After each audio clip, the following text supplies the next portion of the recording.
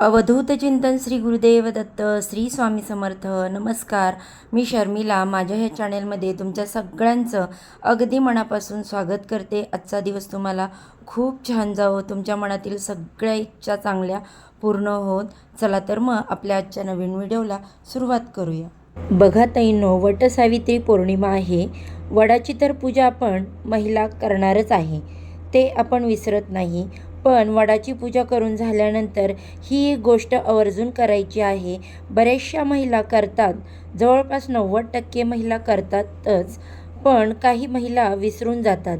बऱ्याचशा महिला विसरतात. तर त्यामुळे पूजा केल्यानंतर, वडाच्या झाडाची पूजा केल्यानंतर ही जर एक गोष्ट तुम्ही केली नाही तर ती पूजा अपूर्ण ठरते. मग ती फळास जात नाही, आपली इच्छा पूर्ण होत नाही. त्यासोबत या वटपौर्णिमेच्या दिवशी आपण सवाष्ण सगळ्या महिला बघा, स्त्रियांनी काही वस्तूचं दान करायचं आहे.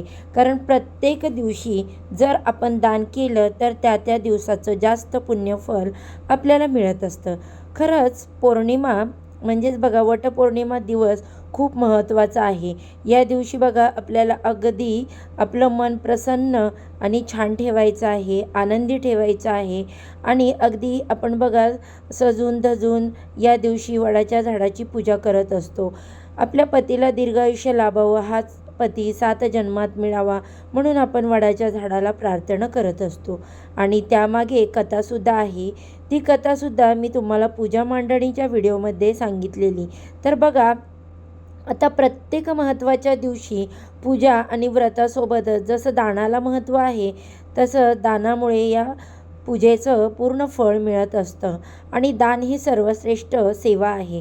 सावित्रीने सत्यवानाचे प्राण ज्या दिवशी मिळवले तर तो दिवस वटपौर्णिमा होता. आणि या दिवशी मग विवाहित स्त्रिया आपल्या पतीसाठी पूजा करत असतात. वडाच्या झाडाला 7 फेरे मारून पूजा करत असतात.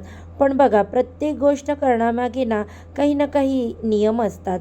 तर त्या नियमांनी केलं तरच त्या गोष्टीचं आपल्याला पूर्ण फळ मिळत असतं. आता सगळ्यात पहिलं मी तुम्हाला बघा, त्या दिवशी पूजा केल्यानंतर आपल्याला आपल्या क्षमतेनुसार काय दान करायचं आहे आणि गरजूंना दान करा.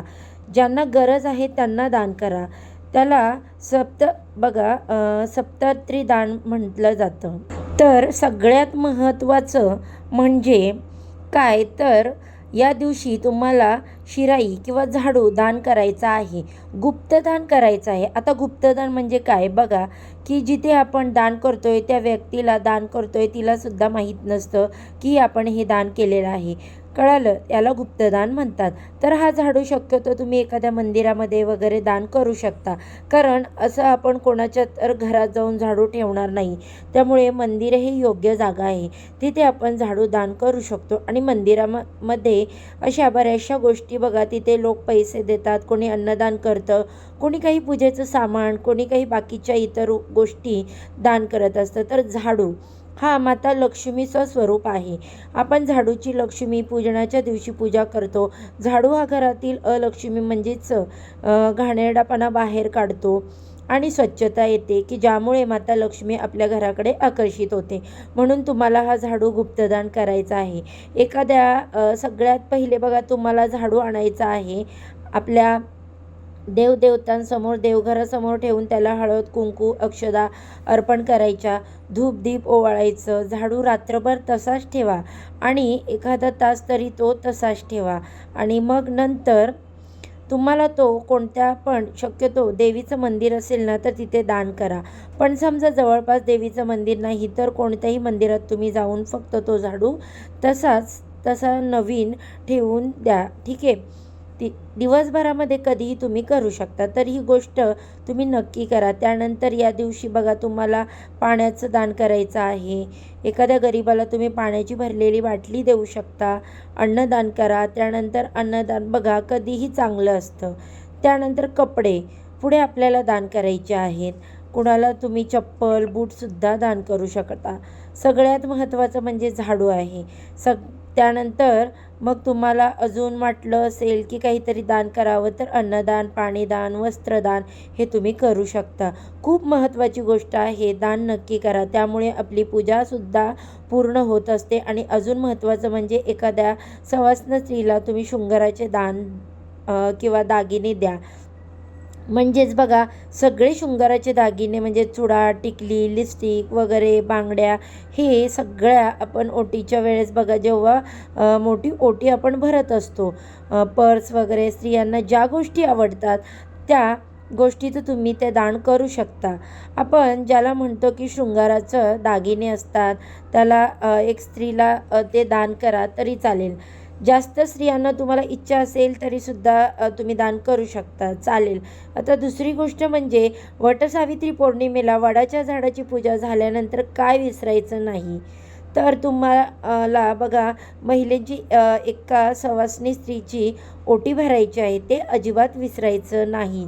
साधं गहू आणि आंबा एवढं जरी तुम्ही त्या ओटीमध्ये दिलं तरी पण चालेल. 1, 2, 3, 4, 5 किती पण स्त्रियांची तुम्हाला वाटेल तर तेवढ्या तुम्ही ओटी भरू शकता.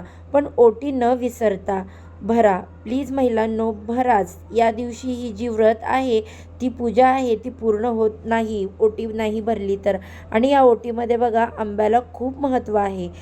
आणि वटपौर्णिमेला आंबा आपण वडालासुद्धा अर्पण करत असतो. म्हणजे आंबा हा दिलाच गेला पाहिजे प्रसाद म्हणून, पण तिथे नैवेद्य म्हणून ठेवला गेला पाहिजे. आणि एकतर सवाष्णी स्त्रीच्या ओटीमध्ये तुम्ही गहू आणि छोटासा असा आंबा तुम्हाला घालायचा आहे.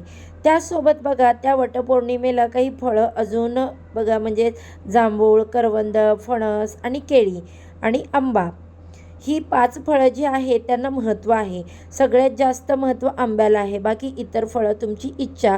तुम्ही जर 5 सवाष्णींची ओटी भरणार असाल तर 5 सवाष्णींच्या ओट्यामध्ये तुम्ही 5 म्हणजेच 1-1 आंबा, किंवा प्रत्येकीच्या ओटीमध्ये 1-1 आंबा आणि एखादं वेगळं फळ, जांभूळ म्हणा किंवा करवंद किंवा फणस किंवा मग केळी, हे फळ तुम्ही ठेवू शकतात.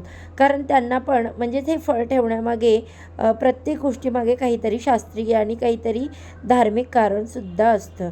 तर वटपौर्णिमेला असा वाण तुम्हाला सवाष्णी महिलेला द्यायचा आहे व एखाद्या स्त्रीची तुम्हाला ओटी भरायची आहे. तुम्ही जिथे पूजा करायला जाणार असाल तिथेच तुम्ही ओटी भरू शकता, किंवा तुम्ही घरी पूजा करताय तर आपल्या आजूबाजूला आपण काय असतं, अगदी बघा, रानावनात कुठे राहत नाही आपण, म्हणजे गावाला म्हणतात ना, रानावनात राहतात तर मग आजूबाजूला काही नाही आहे, तर असं आपल्याकडे नाही. आजूबाजूला एक पण स्त्री मिळणार नाही. जवळपास आपल्या आजूबाजूला कोणीतरी तुम्हाला मिळणारच आहे. आणि आपल्याला फक्त ओटी भरायची आहे. त्यामुळे असं काही नाही की आपण ओळखीच्याच लोकांची भरायची का.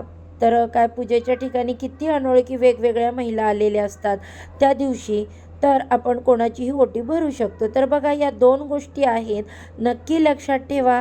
तुम्हाला दान करायचं आहे आणि न विसरता पूजा झाल्यानंतर एखाद्या सवाष्ण स्त्रीची ओटी भरायची आहे. याशिवाय वटवृक्षाची, वटसावित्री पौर्णिमेची पूजा पूर्ण होत नाही, हे मात्र तुम्ही लक्षात ठेवा.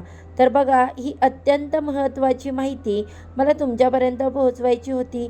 माहिती आवडली असेल तर व्हिडिओला लाईक करा, शेअर करा आणि अजूनही आपल्या चॅनेलला सबस्क्राईब केलं नसेल तर सबस्क्राईब करायला विसरू नका. आणि हो, नुसतं सबस्क्राईब करू नका, तर बाजूला असणारे बेल आयकॉन देखील क्लिक करा, ज्यामुळे मी जेव्हा पण माझ्या चॅनेलवर नवीन व्हिडिओ अपलोड करेल त्याचे नोटिफिकेशन सर्वात आधी तुम्हाला मिळेल आणि तुम्ही एक पण व्हिडिओ मिस करणार नाही. चला तर मग आजच्या व्हिडिओचा इथेच एंड करते. सर्वांना श्री स्वामी समर्थ.